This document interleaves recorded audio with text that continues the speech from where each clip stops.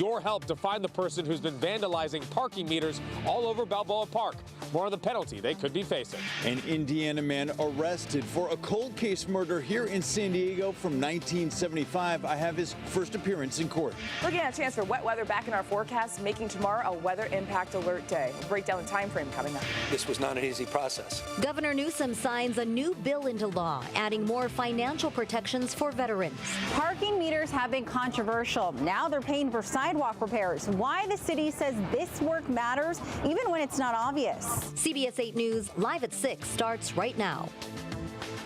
We begin tonight with a plea from San Diego police as they are asking for your help in finding whoever's vandalizing parking meters in and around Balboa Park. Good evening and thank you for joining us. I'm Carlo Cicchetto. I'm Marcella Lee. The vandalism has resulted in tens of thousands of dollars in damages. CBS 8's Alex Cheney joins us live near Balboa Park tonight with details. Alex?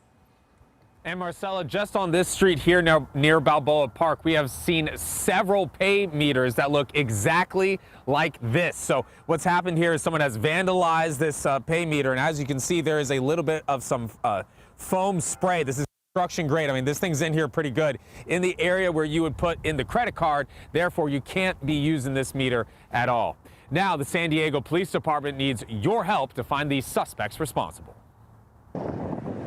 The San Diego Police Department says since Christmas Eve through last Friday, February 6th, that 52 newly installed parking meters near Balboa Park have been vandalized. The total cost of the damage is about $77,500. It's a touchy subject with the recent charges that they've been adding to Balboa Park and parking, and so we've been having some vandalisms, and we're just asking for the public's help to figure out who's doing these vandalisms. San Diego police shared photos of how suspects vandalized the parking pay stations by spray painting them, shattering the digital glass screens, and placing a sticky substance on the keypads. Vandalism's a crime, right? So they're causing a lot of damage. It's costing the city a lot of money.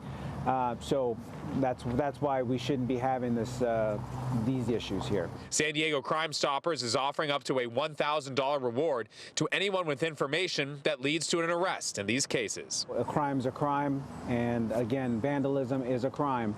And the amount of crime that is being committed against these parking meters has reached a substantial amount of money. So again, it's just wrong to do. And again, we ask for the public's help. If they have any information or they see something like that happening, to please call the police. The penalty for a felony vandalism charge in the state of California is up to 3 years in prison and a massive fine. So if you have any information that can help the San Diego police, contact them immediately. Reporting live, I'm Alex Cheney. Back over to you. Thanks, Alex. Traffic is moving again on Interstate 15 tonight after a police chase and an hour-long standoff shut down all northbound lanes during the morning commute. It started around 7:30 this morning when San Diego police responded to a report of a woman stealing a trailer from a Kearny Mesa business. She took off north on the 15, lost that trailer near Miramar Way, but kept on going. At one point, she was driving north in the southbound lanes, crashing into several cars. When her car finally died, she got out and tried to run off, but officers tased her. Investigators say she fought back, forcing officers to restrain her hands and legs and use a spit mask before she was taken away. A tow truck removed the trailer and traffic returned to normal just after 12:30.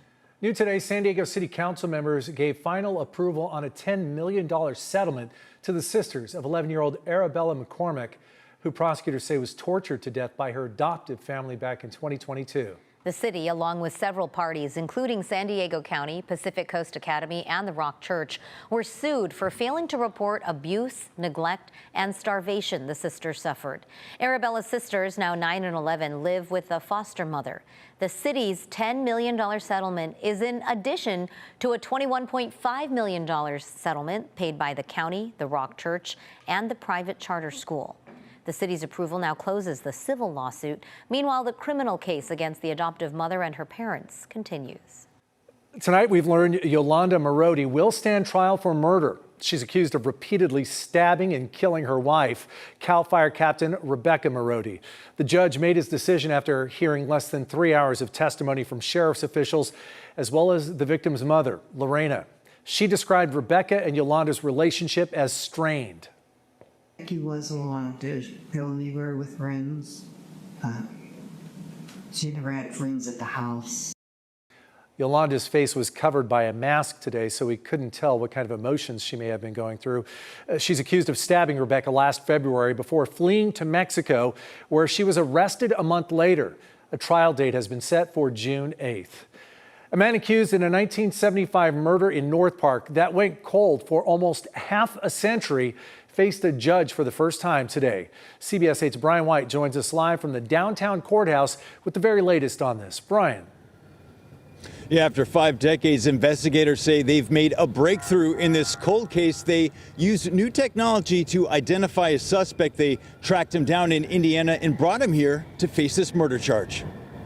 Defense is waiving formal reading of the complaint, entering a not guilty plea. 71-year-old Johnny Salisbury pleading not guilty, the judge ordering us not to show his face. Police say in February 1975, 34-year-old Edmund LaFave was found dead inside his North Park home on the 2900 block of Suncrest Drive. Officers found him in a pool of blood. Mr. LaFave in 1975 was beaten and stabbed over 30 times on the floor of his bedroom on Suncrest Drive.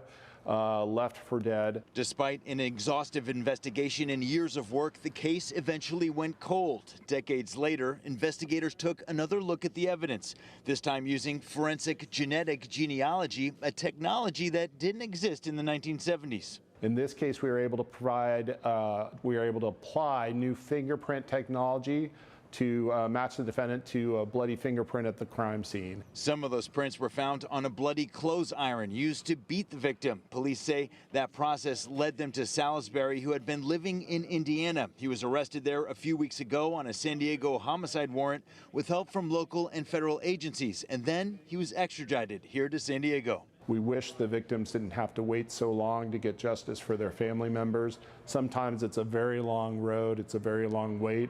In this case, the family has waited almost 51 years.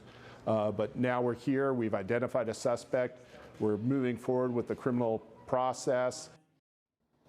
Salisbury is being held on no bail. His preliminary hearing, where we'll hear more of the evidence against him, is scheduled for June. I'm Brian White, CBS 8. Thank you, Brian.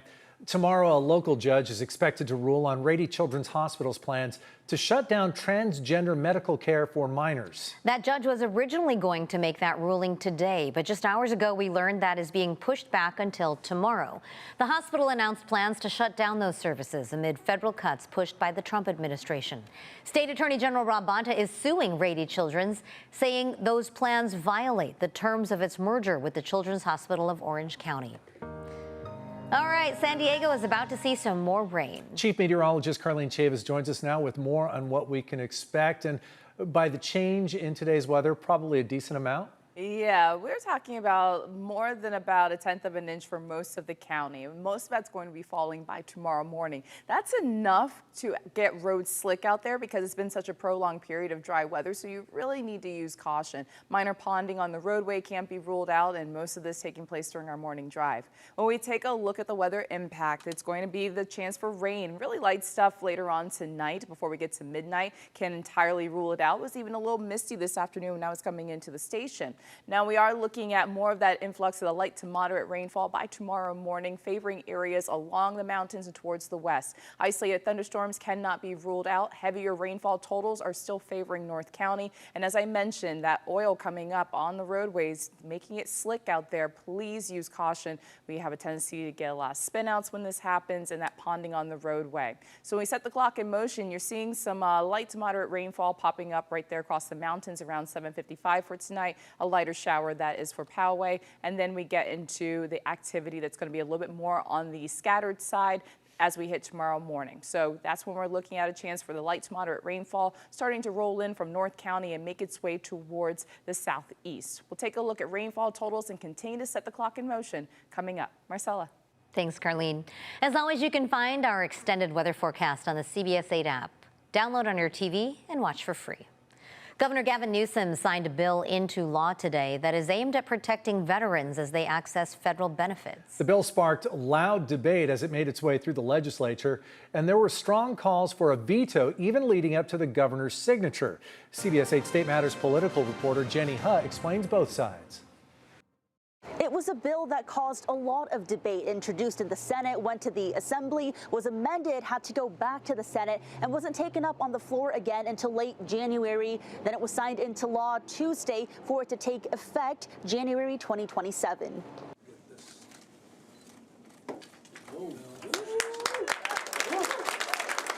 California will not tolerate claim sharks that target and exploit our veterans and their families. SB 694, known as the Veteran Benefits Protection Act, will mandate federal accreditation for private assistance companies veterans often seek when claiming benefits. It will also prevent any unauthorized fees for those services. Veterans don't know that they fall prey to unaccredited companies who are charging outrageous fees, something that's already prohibited by federal law. Governor Newsom and the bill authors say the so-called claim sharks are part of a $73 billion a year industry. That is $73 billion of taxpayer dollars that is going into the pockets of corporations instead of the pockets of veterans. Advocates are pushing veterans to instead use free accredited local county veteran service officers, but that's where the debate is. Critics say veterans seek private assistance out of necessity due to backlogs and delays in traditional veterans programs. Republican Assemblymember Jeff Gonzalez, the only veteran in the Assembly, was a co-author of the bill but wanted his name taken off following major amendments. That didn't happen. I don't add names or remove names from bills. That's the purview of the legislature. And I'll just say this, I'm proud to sign this bill. It's the right thing to do.